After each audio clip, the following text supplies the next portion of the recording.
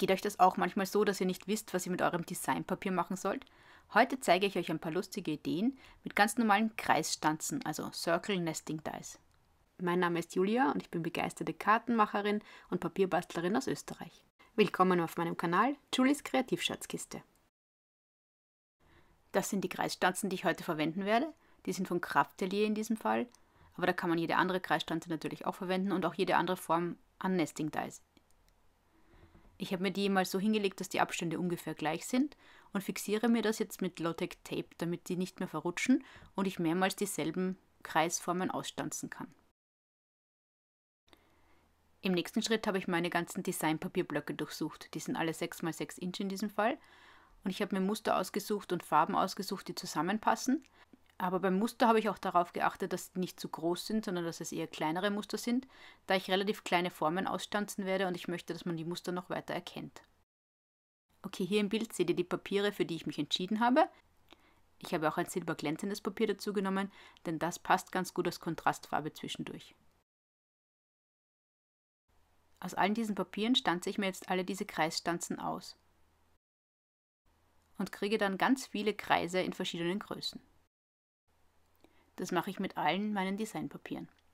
Die Kreisstanzen passen ganz genau auf dieses Format drauf, also alles sehr praktisch. Und so schaut das dann aus, wenn ich fertig bin mit dem Ausstanzen. Ich habe einen riesen Vorrat an Kreisen. Ich nehme mir dann noch einmal die größte Kreisstanze her und stanze mir die einfach aus einem normalen Papier aus. In meinem Fall ist es weißes Papier, aber man wird es später nicht sehen, daher ist die Farbe auch völlig egal. Das Ganze mache ich zweimal. Da ich plane, auf diesen Kreisen mehrere Ringe aufzukleben, bereite ich mir diese Hintergrundkreise mal vor, indem ich doppelseitiges Klebeband draufklebe. Für meinen einen großen Kreis verwende ich von allen Designpapieren einzelne Kreisstücke, also der wird bunter. Für den anderen großen Kreis beschränke ich mich auf 3 verschiedene Designmuster. Bei diesem zweiten Kreis verwende ich das grüne und das gelbe Designpapier abwechselnd und zwischendurch habe ich 2 silberne Ringe eingebaut, um das Ganze ein bisschen aufzulockern. Dann habe ich die Abdeckung von meinem doppelseitigen Klebeband entfernt und zusätzlich noch Flüssigkleber auf meinen Hintergrundkreis aufgetragen und jetzt lege ich einfach die vorbereiteten Kreisringe nacheinander auf diesen Hintergrundkreis auf und klebe das Ganze fest. Und genau so verfahre ich mit meinem zweiten Hintergrundkreis.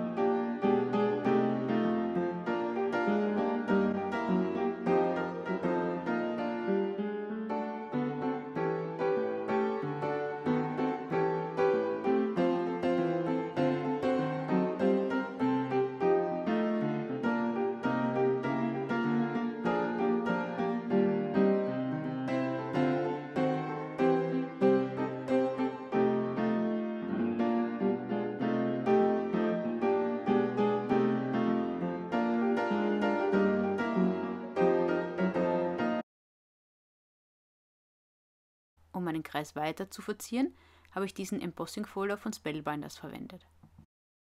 Um diese erhabenen Blätter noch mehr zu betonen, habe ich eine Expanding Mousse in Natural Cotton von Nuvo herausgeholt und die Blätter einfach mit dem Finger nachgezogen.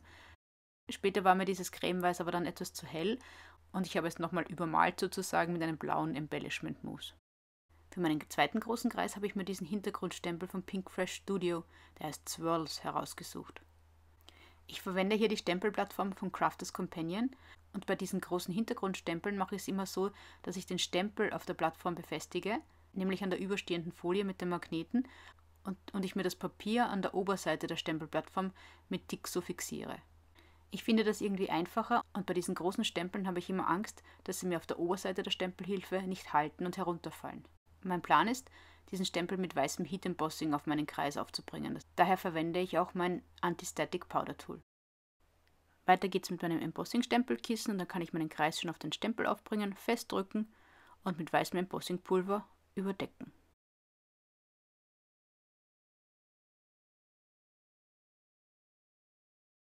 Beim Erhitzen des Kreises mit meinem Heat-Tool passe ich auf, dass ich die Wärme gut verteile, damit sich mein Kreis nicht wölbt oder uneben wird.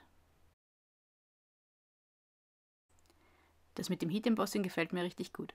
So, meine Kreise sind jetzt damit fertig und ich kann anfangen, Karten damit zu gestalten. Für meine erste Karte verwende ich eine hellblaue Blankokarte. Da will ich diesen Kreis zumindest zum Teil einmal aufbringen. Ich probiere hier mehrere Varianten und schaue, wo mir der Kreis am besten gefällt. Zum Schluss gefällt es mir hier links unten in der Ecke ganz gut und ich nehme auch ein Stück vom zweiten Kreis dazu für diese Karte. So klebe ich mir das jetzt auch mit Flüssigkleber auf. Da ich bei dieser großen Kreisform nicht genau sagen kann, welcher Teil genau auf der Karte zum Liegen kommt, schaue ich, dass der Flüssigkleber sowohl am Rand des Kreises außen sowie am Rand der Karte links unten in der Ecke verteilt ist, weil dann kann ich sicher sein, dass zumindest die Kanten festkleben. Mit dem zweiten Kreis verfahre ich genauso und dann lege ich etwas Schweres darauf, in diesem Fall einen Acrylblock, bis alles getrocknet ist. Die Zeit während des Trocknens nutze ich allerdings gleich für meine nächste Karte.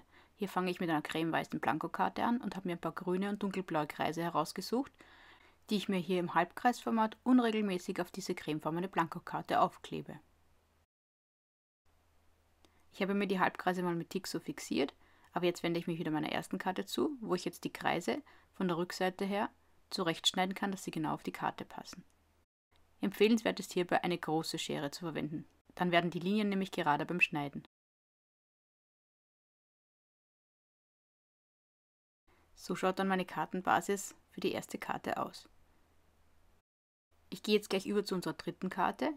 Hier will ich den Teil von diesem gelb-grünen Kreis, der uns übergeblieben ist, zumindest einen halben Teil davon, auf eine cremefarbene Blankokarte aufbringen. Das mache ich wieder mit Flüssigkleber, lege einen schweren Acrylblock drauf und lasse es trocknen.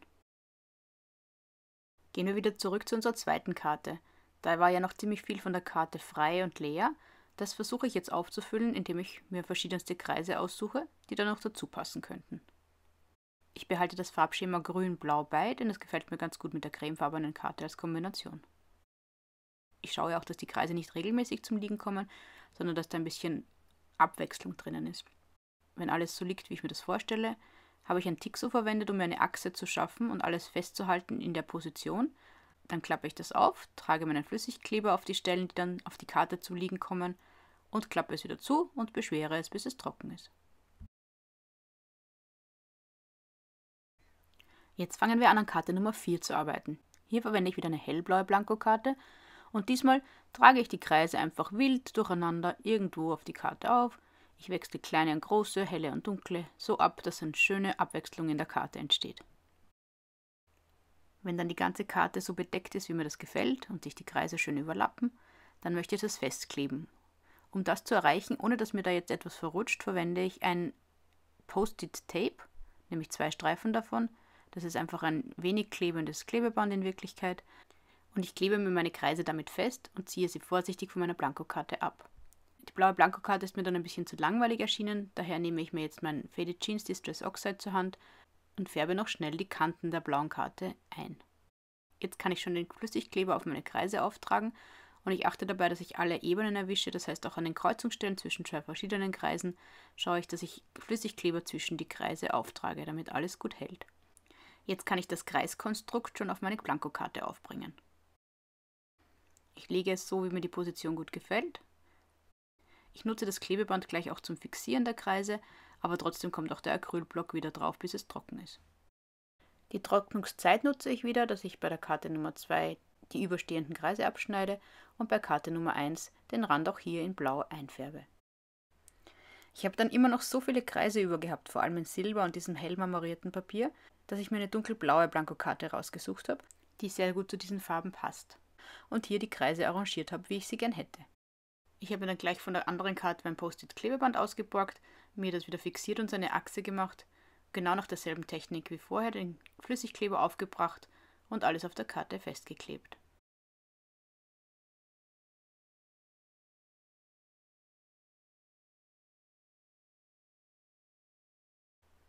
Und während das trocknet, habe ich gleich bei meiner Karte Nummer 4 die überstehenden Kreise wieder abgeschnitten. Genauso wie bei der letzten Karte. Da war es dann auch schon alles trocken und ich konnte die Kreise abschneiden. Und das sind jetzt also die Basiskarten, die wir hergestellt haben. Ich finde, sie sind alle wirklich schön geworden und sehr abwechslungsreich. Aber das war dann der Zeitpunkt, von dem ich vorher gesprochen habe. Die hellen Blätter haben mir nicht mehr so gut gefallen auf dieser Karte, also habe ich mein Embellishment Mousse in Cornflower Blue herausgeholt und habe einfach diese Blätter nochmal blau gefärbt. Dann war es schon Zeit für meine Sentiments. Für diese dunkelblaue Karte habe ich einfach einen weißen Kreis ausgestanzt und ein Happy Birthday drauf gestempelt. Das Ganze fixiere ich jetzt mit Foam Tape, damit ein bisschen Dimension in die Karte kommt. Und zum Abschluss verwende ich noch ein paar Spellbinder Sequins, die für den Glitzerfaktor in der Karte sorgen. Damit ist diese Karte mal fertig.